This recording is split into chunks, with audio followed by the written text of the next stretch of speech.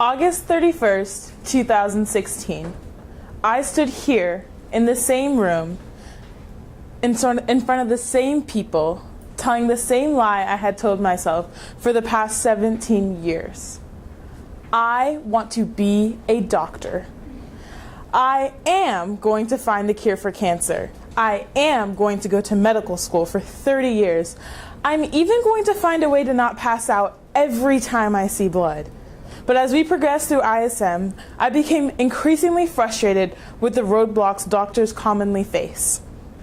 In theory, going to med school for 10 years means that you're one of the smartest people in the world. However, in practice, you're functioning under some of the dumbest laws. From being told you can't administer a life-saving drug to a patient because of a contract, or hearing that a child has to die because their parent doesn't believe that a vaccine is good for them. These practices weighed on me, knowing that doctors could be limited by powers beyond their scope. And it frustrated me that while these practices were prevalent in more than just healthcare, they were everywhere in our society, from criminals to corporations to entertainment and even international relations. Everything and anything is limited by unjust laws. No one cared enough to help, but little do they know that Chiamaka Okoye was put on this earth to give voice to the voiceless and combat the unnecessary injustices of our world. So the bad news is that I lied about what I wanted, but the good news is that I never will again, because this time I found what makes me happy: law. Listen, right now I don't exactly know what kind of law I want to practice, but as I have set out on my ISM journey, I have found 5 professionals who have let me into their world and have helped me to narrow it down. Meet Jeff Drummond. Mr. Drummond is a healthcare transactional lawyer at Jackson Walker. This basically means that he deals with paperwork, mainly those dealing with HIPAA law. And through this interview, Mr. Drummond let me know that the field of law continues to contract as we see a rise in the in-house personnel of businesses. This basically means that more businesses are keeping lawyers on their payroll rather than going out after freelance lawyers. So this let me know that being a freelance lawyer isn't exactly a job in which people can be as successful in. However, Mr. Drummond did have a tip for this to combat this, and he said that by distinguishing oneself, it was the best way to remain competitive in the field of law, and that was best done by bringing something else to the table. So, in search of the something else, I spoke with Professor Watson of UNT. Professor Watson, like me, also wanted to be a doctor and realized that that is not serious and that she needs to do something else, so she got into law as well. Now, what was the most interesting part about her is that not only was she a teacher, but she was also a guidance counselor for like schedules and everything. So she was able to let me know that to be a lawyer, you don't actually have to, there's no specific course you have to take. So you don't have to take pre-law and you don't have to take political science. So you can literally do whatever interests you and apply to law school, just showing that you have a basic set of skills that will help you to be successful. This really helped to put off the pressure off of me, off of deciding what I want to major in, because now I can follow my interests. So these interests led me to an interesting conversation with Charles Quaid of Quaid & Ferris, LLC.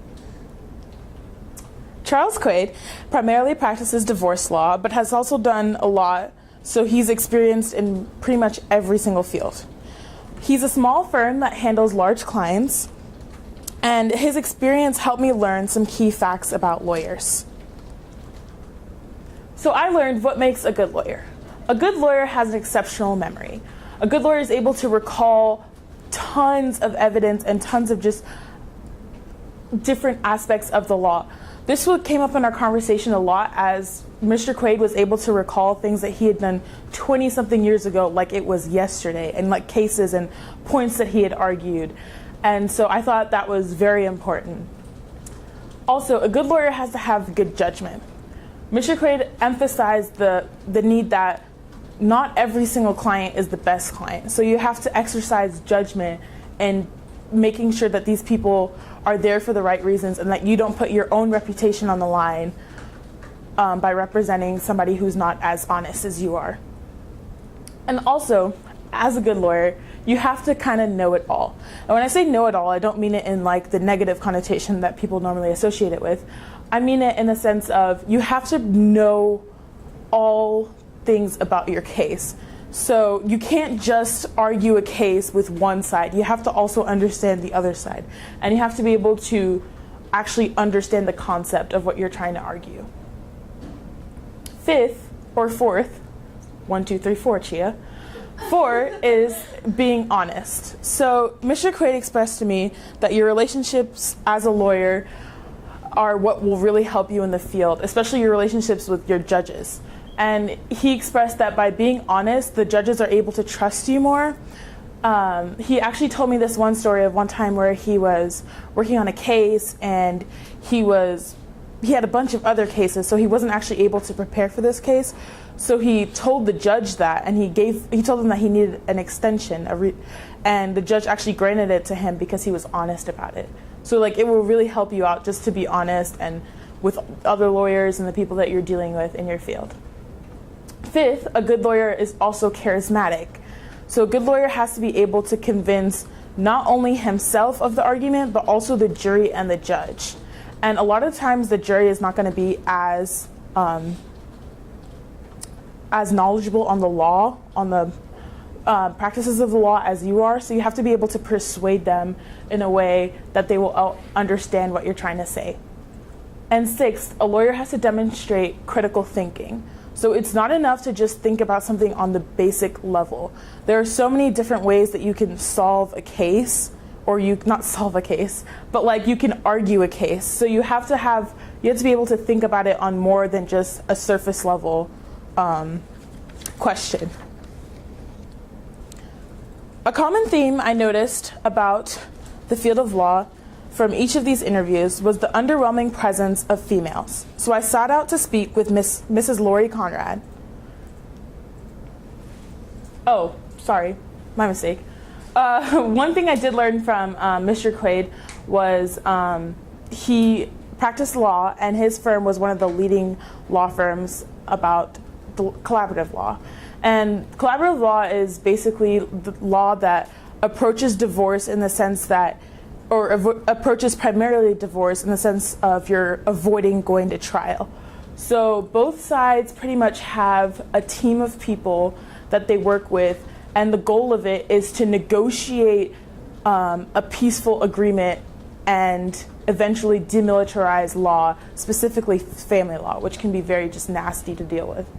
So one of the key aspects of this is a divorce coach. So a divorce coach is a person for the client to confide in. This helps keep the client stress-free because they have someone to talk to, and it helps steer them clear from inappropriate advice because this divorce coach also has contact with the lawyer. So they're not just saying random stuff that might not actually be true. In addition to this, it controls the amount of information circulated in a case because a lot of times emotions are very high, and so when you're talking to like mutual friends, you never know what one person's going to say to the other, and that's just going to mess up your negotiations in the end. All right, where was I? I was talking about the underwhelming presence of women in the field of law. So unfortunately, I am not a 50-something-year-old man, but I am a woman and young at that. So I spoke with Miss Lori Conrad, and she taught me about why women have such a low presence in the field of law.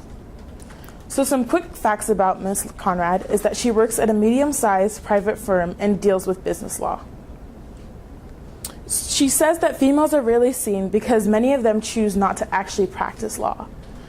This is something that I actually noticed in a lot of my trying to get interviews with people. A lot of the females didn't actually practice law anymore, and specifically Mrs. Melissa Chan, which I emailed, she ended up not practicing law, even though she went to Yale. So I asked Ms. Conrad why she thinks that women do not practice law, and she says that she's told me that the dominating men makes it hard for women or females to get clients. The way she broke it down was there's always going to be golf sessions and poker games that you're not going to be at. They will talk about business and you won't be there and you won't get that client. But she said it's important for women in the field at the top the women with seniority in the field of law to step down and mentor the younger ones so that they can keep learning about how to get clients besides in ways other than poker games and poker tables. All right, so this year I chose Mr. Charles Quaid for my mentor. This is because out of all the people I interviewed, he was one of the most experienced, with 36 years of experience to be exact. In addition to this, most of his years of experience, he also had a very diversified portfolio. He practiced everything from tort law to constitutional law to commercial litigation. So, especially for someone who didn't know exactly what type of law I wanted to practice, he was a good choice just to experience everything. Also, because he owned his own business, he could give me more attention and his schedule was more flexible. And lastly, I chose Mr. Quaid because of his personality. When I first came to meet him, I mean, you just have to imagine this. So you walk into a building, it's a high-rise building looking over the Dallas skyline. And you walk in and you expect to see somebody in a suit, tailored up, much like the person you see in this picture. He was literally wearing jeans and a t-shirt. And I was just like, oh my gosh, this is amazing. And then he came up and then he was like, oh, let me just get my suit jacket real quick. And then when he introduced himself, he asked me to call him Chuck. This was all I needed to convince me that here was some place that I could be comfortable enough to learn. So far our mentorship has consisted of work on my final product and numerous court visits, which has been great because it showed me real life applications of the things that I was studying to do in my final product, which we will get to. So moving on to my original work, I wasn't too sure, once again, what type of law that I wanted to practice, so I just focused on finding an issue and then proposing new solutions. I chose the company of Monsanto, which is an agricultural bioengineering company whose main focus are on products such as pesticides and bioengineered seeds. Some of you are familiar with their products like Roundup and Roundup Ready soy. I found that they owned 90% of the soy in America. So I decided to build a brief because I was interested in seeing how this affected agribusiness and agriculture. And what I personally found was that their patents were conflicting with the original intent of patents and therefore disrupting reform solutions. And this is because they had such extensive patents that it kind of conflicted with the idea of a public domain. So like by their products never entering the public domain, it was never able to be like improved upon, and like it didn't really benefit society besides just producing more food. So I found that, which led to very little innovation. So I decided to propose some solutions, and these solutions were things like solutions to like corruption. So I decided that government agencies should independently test the safety of all products and validity of company-based research. And employees of government agencies shouldn't be previous employees of conflicting fields within a period of time. And I took a survey that showed that these are actually laws that a lot of people support. So I wondered, why, if people support these laws, why don't we have them? And what I learned upon analysis is that many unjust laws still exist because of the fundamental gap in public awareness. It's because the public isn't really aware of what's going on in fields that are outside of their own specialization.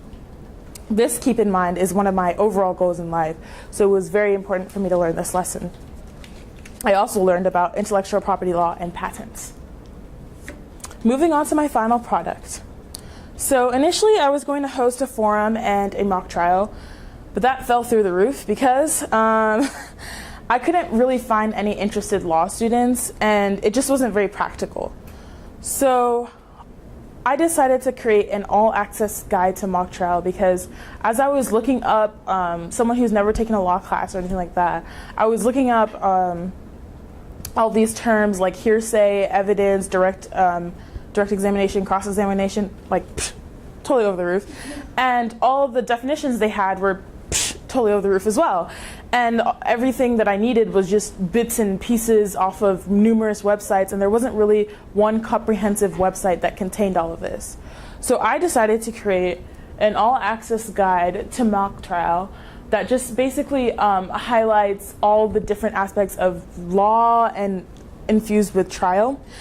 In addition to this, I created my own brief, or my own mock trial case, which is very interesting. It's about a neighbor's dog who is vicious and attacks another neighbor, common. I created 2 briefs based off of this, and a brief is just basically an argument for one side or another.